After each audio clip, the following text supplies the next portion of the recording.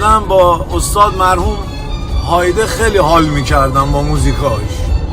آره یه موقع علق خوری میکنین تو جمعم روتون نمیشسته منو برین تو دلتون سلامتی من بزنین، یا هم که خیلی با هم رفیقین لیوانا رو بیارین بالا بگین سلامتی عقاب با این آهنگ آیسی عقاب.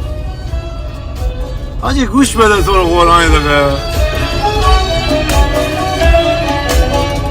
تو چرا شم شدی سوختی ای هستی من، آن زمانی که تو را سایه پروانه نبود، من جدا از تو نبودم به خدا در همه عمر، قبلگاه دل من جز تو در این خانه نبود. حاجی اصلا خواهی نمی کنم صدا رو عوض کنم چون اصلا پشمکم.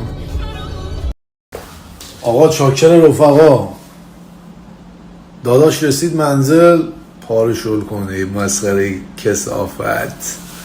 آقای بگیری بگیر ولی ول کن. رسیدم خونه حاجی، این خواهر ما دیروز اومد اینجا رو مثل دسته گل کرد حاجی، خیلی اینجا رو تمیز کرد.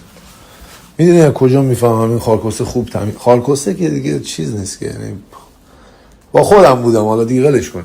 این خطایی که اینجوری لنکروزی کف اینجا میندازه یعنی که چه خبر حاجی؟ پایین اومد وزنم چقدر. غذا درست کردم، خب برنج گذاشتم تو این پارس خزره. اینا تبلیغی برای پارس خزر ما داریم میکنیم هر روز. آقا اگر میبینی برای مادرمون فاطمه بخون آقای پارس خزر، ما پولمون نمیخوایم. آره این گوشترم حاجی، بعد من کسخل نمیدونستم این گوشت ندارم هیچ یخش و چقدر خالیه حاجی. شد نمیشه خالبونه غذای خرگوشی کسی گوشت یادم دیگه بیشتر نمونده.